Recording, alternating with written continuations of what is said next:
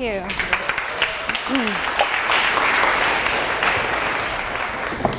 Thank you guys so much for coming. I just got back from Chicago and I spoke to 750 middle schoolers, and so this audience is like way friendlier. Middle schoolers are the scariest audience you can ever speak to. They just like, and Chicago's amazing. Before I get started, I just have a question for you guys. How many of you love the outdoors? Like, you're outdoors people. You're like, oh, I love to be outside. Now, how many of you guys are like, I don't really like dirt. Like, I like to be inside. Like, you can raise your hands proud. I like it. There's a lot of people in here. Sometimes it's like one person. So I fall into that second category. Like, don't love dirt. Like, you're not going to see me outside. Like, don't go camping. Like, this is me on a daily basis. Like, bow, little belt, like sparkly shoes. So when I was in high school, Outward Bound came through my high school and someone offered to sponsor 10 rising juniors on a trip. And if you don't know what Outward Bound is, it's a wilderness leadership program. Now, I signed up for the leadership part, not so much the wilderness. About 60 of us applied and 10 got it, and I was one of them. There were 4 girls and 6 guys, and so I was like kind of excited, like, okay, I'm gonna learn some leadership skills, but not so excited about this like living in the woods and whatnot. So I get up there, my parents dropped me off in Asheville, North Carolina, and I have 2 leaders that are guys, and they basically like go through the rundown of like, here's what you can bring, and they're like, you can bring 2 outfits for 10 days. I'm like, cool, cool, cool. Then they're like, number 2, we're also not gonna be showering. And I'm like, okay, even better. I don't think my parents told me this. And then number 3, they were like, we're also not going to wear deodorant because deodorant attracts bears. Now, I don't really know if that's true. I don't know the math equation on that, because I would like to think that smelly teenagers who don't shower attract bears more than clean people. And so I'm like, okay, day 1, we're also rock climbing. It's 3 days of rock climbing, 7 days of hiking. And by hiking, I mean like I had a 60-pound backpack on my tiny little high school self. I'm like, I'm not gonna make it. I'm terrified of bears. Like, at this point, I'm like, what have I signed up for? And so on the first day, I brought a little prop to show you. On the first day, they sat all of us around a little campfire. And they brought this can out, and we all passed it around, and we kind of like shook it and guessed what was in it. And it was like pretty heavy. And they said, this is the I can't can. And so they said all week long, every time you open your mouth and you say, I can't, fill in the blank, I can't hike, I can't rock climb, I can't tie my shoe, or can't, sorry, not tie my shoe, I can do that. Like, can't wear your backpack. Like, anytime you said I can't, you had to carry the can. And obviously it wasn't that heavy. Our backpacks weighed like between 60 and 75 pounds, so not great. But it was the weight of our words. And so we spent the whole week like trading it around. Sometimes we'd trick each other and be like, hey, what can you hike longer than me? Can you hike faster? Just hoping they say they couldn't to pass it off them. And let me tell you, like, not outdoor carried this a lot. And then on the very last night, they do something called a solo night. And it is exactly what you probably think it is. They line you up, the 10 of you, and they just drop you off in the middle of the night, like 10 p.m., and they say, good luck. We'll get you in the morning at 8 a.m. And keep in mind, can't really survive in the woods over here. So I'm like, okay, great. They give you a tarp and they give you 1 piece of string. And the reason they do this is because all week long we had been tying these tarps across 2 trees with 1 string, and at the bottom there were these little circles, and you would tie a string into each circle and you would tie it to the ground. And I don't know if this was like some sort of trick or like figure it out yourself. This was like where the leadership part came in. So here I am in the woods and I'm like, okay, what are all the things I can't do? I've told myself over and over, like, I can't hike, can't rock climb, can't tie knots. And here I am, like, am I gonna survive the night? And they'd given us a whistle for emergencies. In my mind, I was like, this is already an emergency. And they're like, emergency is when you see a bear. That's an emergency. I'm like, I really wanna blow my whistle. And so I start like full on panicking. And I'm like, what am I gonna do? I need 4 more pieces of string. And so I look down at my feet and I'm like, you know what? I have tennis shoes on. I have tennis shoes and those have laces. And then I dig through my backpack and I'm like, you know what? I also have hiking boots. And so I quickly untie my tennis shoes and my hiking boots and I tie them to the 4 little corners and I attach it to the ground, and I'm like super proud of myself at this point. I'm like, yes, I am crushing it. Go 16-year-old Carrie. I'm actually surviving in the woods. And I'm telling you this story because I'm going to talk a little bit about rejection. I know it's such a fun topic. But I feel like as influencers, as bloggers, we have all these big dreams and there's all these obstacles. And so I'm not really going to tell you anything that's like mind-blowing where you're going to go home and be like, this is so awesome, I'm going to do a million different things. But what I want to show you, and little laces in here, is that you guys have your shoelaces, whatever that is. You have it in front of you already. What happens is we tell ourselves, here's all the things I can't do. I can't be a blogger. I can't do fashion. I can't write a book. And we don't realize that we have all the skills right in front of us. We have the shoelaces. We just don't look down enough to realize here are all the awesome things we have. And so I'm going to tell you 3 things that are really simple. Number 1, and I'm going to have some stories that go along with them. Number 1, there's no such thing as a ceiling. Number 2, always send the email. And number 3, never lose sight of the finish line. And so number 1, which is there's no such thing as a ceiling. So in 2007, I started watching this TV show that was real funny, and I called my dad, and I said, you know what, Dad? I was like, mark my words, someday I'm gonna be on this TV show. And most parents would probably be like, you know what, that's not a great dream, like that's too big. Or like if you have friends that maybe you say, I'm gonna write a book, and your friends are like, here's all the reasons why you shouldn't write a book, or you're not ready, or not prepared. And instead my dad gave me probably one of the greatest gifts that another person can give another person. He said, you know what, Carrie, if that's really your dream, great. He said, here's what I want you to do. I want you to realize that things don't happen overnight. There's no such thing as overnight success. And he said, so if you really love this show, what I want you to do is I want you to watch it for a year. And I want you to study this show like the back of your hand. And I want you to call me a year from today. And I want you to tell me, does it even make sense? Was this just a pipe dream? And so I watched the show for a whole year, and I called my dad a year later. I think he probably was surprised that I remembered. He's like, oh, cool, we're looping back to this. But he made me realize that there was no such thing as a ceiling. Instead of him saying like, no, that's out of the question for you, he just made me think like, what do I need to do to get there? What do I need to study to get there? And I'm gonna spare you guys a very long version of this story. But in 2015 and 16, the show and I did a little dance, if you will, and we sent a lot of emails back and forth, and I did 8 rounds of interviews, and it ended up being a soul-crushing no. They actually picked a different girl from Raleigh.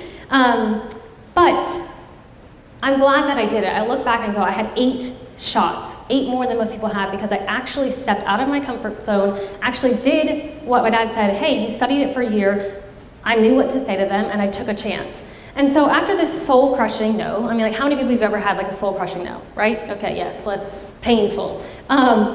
I decided this year to do something a little crazy because I wanted to teach myself that there's no such thing as a ceiling. And so I literally spent 30 days of my life this year. I hired a girl from NC State to film this, bless her heart for doing it, but I spent 30 days getting rejected every day. And it is as brutal as you probably think it is. But I wanted to prove to myself and other people that there are so many opportunities that we don't even get because we never put ourselves in the position to get them. And so I'm gonna tell you a few really brief stories of things I did. And I did 30 days, and 25 of those days I got a yes. Like crazy. Some of the things were weird and crazy, and I'm like, I don't think you should say yes, but thank you, I'll take it. And the other 6 were like, no, legally we can't let you do that. So number 1, I decided, it was my second day of doing it. At this point, I'm like trying to not throw up in my mouth. I have this college student that like hardly knows me, and she's like wearing this really dorky camera that we've like disguised on her like right here, and I'm like, this is a nightmare. And so I went to Target and I said, you know what? I am gonna try to have a hula hoop contest with someone. And I literally, kid you not, like just paced around the store like 18 times, like, oh, maybe her, maybe him. And finally she was like, it's go time. We've been here 35 minutes. Like, it's time to get rejected. And she just shoves me in front of this person that works at Target, and I'm like, oh, and I'm like, hi, sir. What do you think the difference is between these 2 hula hoops? And then he's like explaining to me about the manufacturing of the hula hoops. And then I blurt out like, do you want to have a hula hoop contest? And this guy named Malcolm's like, sure. And we hula hooped in the middle, like people are going around us with their carts, like what is happening? Like, shouldn't you be on the clock? What's going on? Ended up becoming a news story in the area, which I'm like, this is not really news, but okay, great. I was like, I hope you get promotion, Malcolm. Like, he was awesome. His whole team was like, claps for Malcolm. Number 2, G105, which is a radio station here, got wind of it, and so they called me, and they had actually run a story on me a year ago. So Erica from Bob and the Showgram was like, hey, do you want to come down and talk about this rejection challenge? I'm like, yeah, I'd love to. I get there, they say, hey, after we do the interview, they say, would you like to do a live challenge here? And I said, well, funny you should ask that, because I noticed that you had some really great canvases of Taylor Swift on your wall, and I'd like to take one of those home if possible. And the lady's like, okay, you're gonna have to ask the CEO of G105 to take things off our wall. Like, that's like a $300 canvas we printed. It's like 3 feet by 2 feet. I'm like, I'll ask whoever you need me to ask. So they had me ask like this lady in accounting, and the lady in accounting is like, I bought the canvas, but I can't authorize the giving away of the canvas. I could order another one. I'm like, okay, great. So I asked the CEO, I'm like, thank you so much for letting me be on the radio. And I'm like, can I have the canvas? And he's like, you sure can. And so I went home like a 16-year-old fangirl and stuck that on my wall, and I wake up every day and I look at a 3-foot wide poster of Taylor Swift, and I'm like, you can do anything, girl. It's real, it's in my room. People can attest in this room to that. And then number 3, probably one of my favorites, which was a no. I went to the fire station, and I'm sure some of you are probably already seeing where the story is going to go. I walk up to this young fireman and I say, would it be possible for me to slide down the pole here? Yeah, that really happened. My poor little college girl's like dying. And he's like, you know what, today's my 3rd day. Like, honestly, half this rejection challenge, people are like, today's my 3rd day, so I don't really know if you can ride a bike through Toys R Us, so I'm gonna ask a manager. Like, that also happened. Like, so many people are like, I just started this job. And I'm like, this is not the best time for me to do this rejection challenge with you. I'll go find someone else. So he goes and talks to his chief, and his chief is like, they're like peering through the blinds at us, and I'm like, this is so embarrassing. And he comes out, and he's like, legally we can't let you, because if you come down the pole and you shatter your feet, that's on the city of Raleigh. We don't want to pay for that. He said, however, if you like, you can shimmy up the pole and slide down. Oh, that's real. And I said, you know what? I'm going to save the 1 ounce of dignity I have left, and I'm going to opt out of that one. And I just said, you know, well, could I get inside the fire truck and check that out? He said, sure, no problem. And so I did this challenge, and honestly, like, when I shared it on social media, so many people resonated with it, because this idea that we live with, like, these self-limiting, like, I can't beliefs that we put ourselves in, and we say, I can't do these things, and some of these things were silly, but you won't be able to handle a massive rejection from like a TV show or a publisher or whatever your main dream is if you can't like walk into Target and be like, I'm gonna have just a random conversation with this person and ask them to do something weird. Like there was nothing for me to lose and so much for me to gain, and there were so many fun things I got to do that I'm like, I didn't even know you could do this. I was like bagging groceries at grocery stores that I don't work at. I'm like, sorry lady, your wine's probably gonna break on the way home, but thank you. Just so many fun things, and I can like tell you later what my YouTube channel is. I made like a little YouTube just for this. But I'm telling all this because I want you to think about what are the things that you're limiting yourself on. What are all the things that you want to do? Because as an influencer, as a blogger, whatever you maybe do creatively, there's so much opportunity, and I think we too often limit ourselves. And so number 2, always send the email. And I'm going to tell you about a tweet and an email that both changed my life. So people who know me really well tend to call me Crazy Carrie because I have these like really wild ideas and then I just run with them. Like if you tell me yes, I'm like 100 miles down the road, like running. And I'm like, oh, they gave me a yes. Like there's no stopping me if you tell me yes, which, you know, a lot of people do with the rejection challenge. And so I tell my best friend, I say, I travel a lot for work. And so it was 2017, I was going to California right around my birthday. I said, oh, I could fly my birthday, I could fly the day before my birthday. Like, which is the lesser evil? And I said, yeah, I'm gonna fly the day before my birthday. But wouldn't it be so cool if I could do something on my birthday, like, or the day before while I'm flying? Like, that'd be so fun. And so I'm talking to my best friend, and I'm like, what if I like just had a party on a plane? And she's like, no, you can't do that. And so I like tweet Southwest, and I'm like, hey, Southwest, what if I have a party on a plane? And Southwest was like, literally tweeted back, like, I don't understand, please DM us for more details. So like, poor girl in the DM, I'm like, can I bring goodie bags? Can I have a party?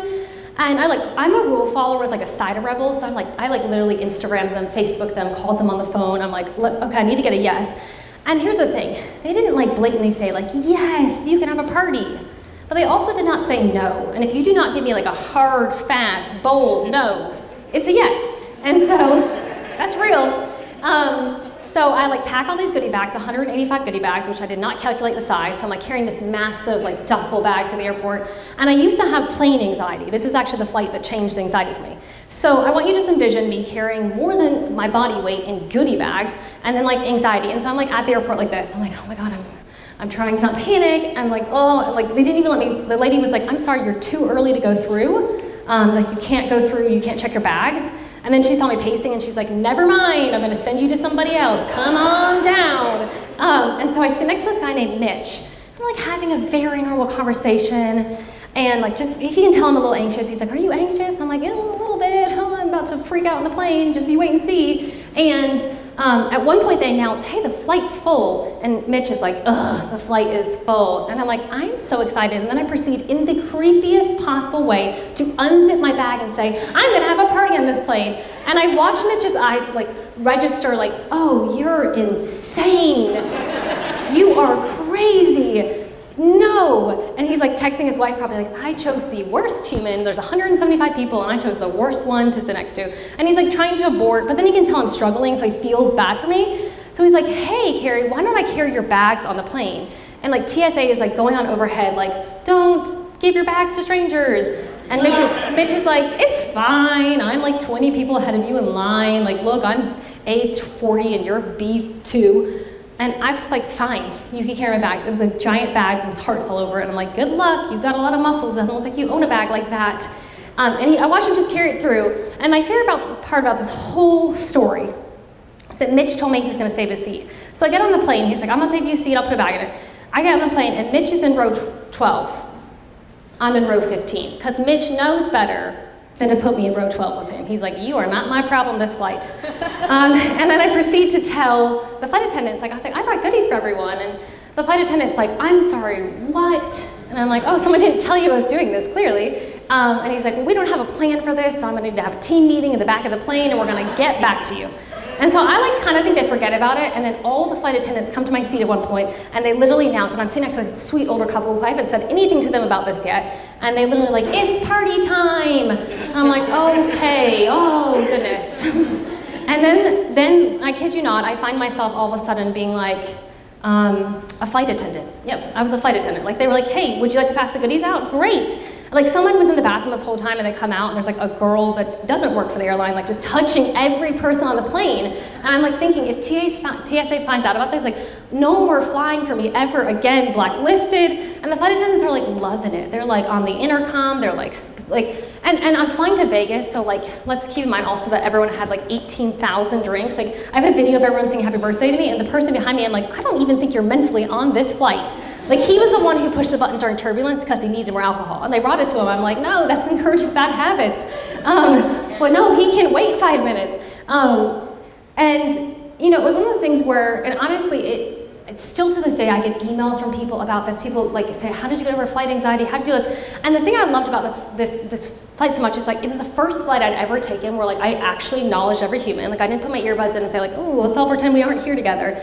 Like people were hugging each other, and people were up. Like it was to the point where I was like, ooh, if someone finds out about this, like I'm in so much trouble. Like people were moving around the airplane like it was nobody's business, like making new friends, exchanging numbers, high-fiving each other. And it was one of those things where I just saw all this stuff so filled with love. I'm like, this is such an amazing opportunity. It ended up being picked up by a lot of news outlets and really changed my life in a crazy way. And when people are like, why are you doing what you're doing? And I'm like, it's really hard to explain. It kind of started with me like just touching strangers on a plane and handing out goodie bags. Like it's not what, going into that I didn't think like, my whole life's gonna change by just having a birthday party on a plane.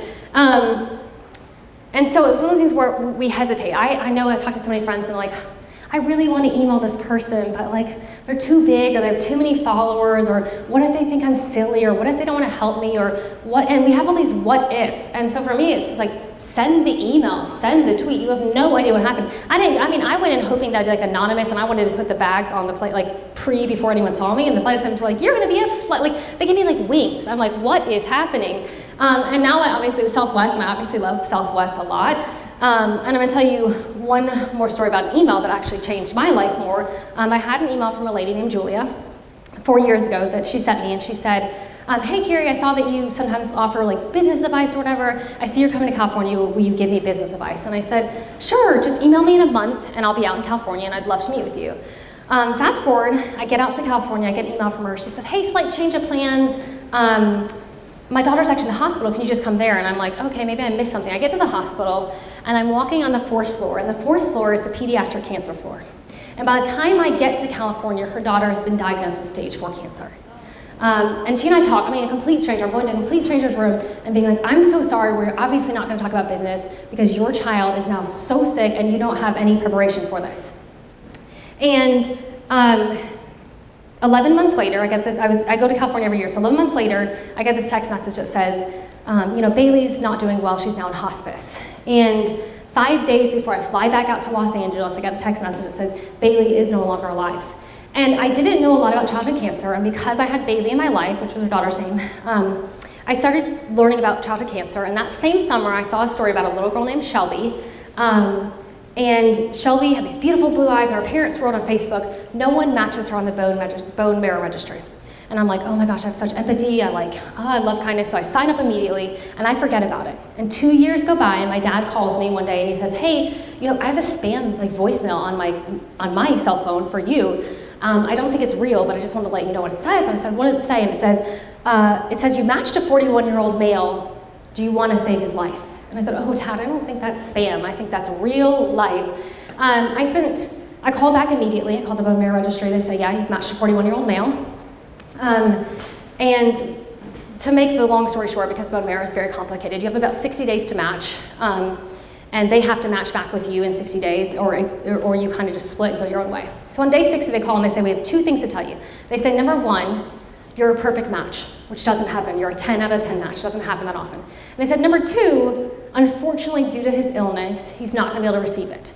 And so we kind of part ways. If he would ever need it, they would call me again. But he had a really bad cancer. And so when I hear people say, I don't know if I should email a CEO, or maybe I wanna work with this brand, I think about this moment in my life of a doctor walking into a 41-year-old room, a 41-year-old male's room in a hospital and saying, we found a match. And so I realized that some of the stuff we're doing, maybe it's hey, I want to work with a brand, hey, I want to do these things. You have no idea what the impact is going to be. And so you have to take an action step, even if it's small. Julia just taking an email, that wasn't the trajectory we planned to go on. But I always think about this guy. I think about him almost every day. And I think about it what does it look like when we just take a leap of faith? You have no idea how many lives are impacted by you just going, hey, I really want to work with this company because I love what they're doing. Hey, this company has really ethical, awesome clothes and I want to wear them because I'm a fashion blogger. You have no idea what will end up happening as a result. And then, lastly, never lose sight of the finish line. How many of you guys love to run? Are there any people that love to run? Oh, okay, a few, let's be proud about that. How many people are I won't run if a bear's chasing me? You're no, not gonna be outside. Okay, so I love to run, and what I mean by I love to run, you will see me, I run 3 miles a day, I run 90 miles every month. It's I'm OCD, type A personality. And by I love to run, I don't care if it's 150,000 degrees, I don't care if it's hailing, if it's snowing, if there's lightning gonna hit me, I'm out there running. That's how much I love it. And what a lot of people don't know actually is why I started running. Actually, probably no one in this room knows, even though there are a lot of my sweet friends here. I was in a car accident at age 13, and actually probably 14, my sister was 16. We'd just gotten cell phones, for the first, it was our first day with cell phones. We're praise the Lord. It was 3 cars in front of us slammed on their brakes, and the car in front slammed on their brakes, and the car in front of us slammed on the brakes, so it was 4 of us. And it was gonna be a really small fender bender. However, the people behind us didn't stop. So they hit us at 45. I'm a runner, so I've run for decades, and I just absolutely love it. But the thing I love about running, because I've done lots of races and 5Ks, 10Ks, half marathons, is that there's always this finish line. If you've done a race at the finish line, there's all these people cheering. And I'll tell you, I'm doing a half marathon, the 0.1 at the end will kill you. You're no, just take me to heaven. I'm done, I don't even want to run anymore. And I'm that's why there's people at the end to be you're awesome. People you don't know are go on, go number 22, go girl in the pink shorts, which I love, all these people cheering you on. And with running, what happens is if you lose sight of the finish line, you'll never get there. And so, just like I was talking about with the can, we put all these obstacles, and I've heard people say it all the time, I don't have enough followers, or I'm not skilled enough, or I'm too old, I'm too young, I'm too whatever, I'm too much or not enough. And we put all these obstacles in the way, and so all of a sudden, we take our eyes off the finish line, and we start seeing all these obstacles. And so we never even want to start. If you're gosh, to become an author, it's gonna be 18,000 steps, so why even start? Instead of you going, you know what, I'm just gonna start by writing a paragraph. Like, it doesn't have to smell like, I did not, you know, when I was 13 years old, I wasn't like, hey, let me go run a half marathon tomorrow. I was like, you know what, I'm gonna do a mile and I'm gonna be thankful that I didn't die. I remember my mom was like, go do a mile today. And I'm like, oh, like, why did this accident lead to me being a runner? Like, I hated it. But I want you to think about all the things that maybe are holding you back or keeping you from doing whatever you want. Because I'm sure you have some really big, amazing dreams, goals for yourself, and what are all the things that keep you there?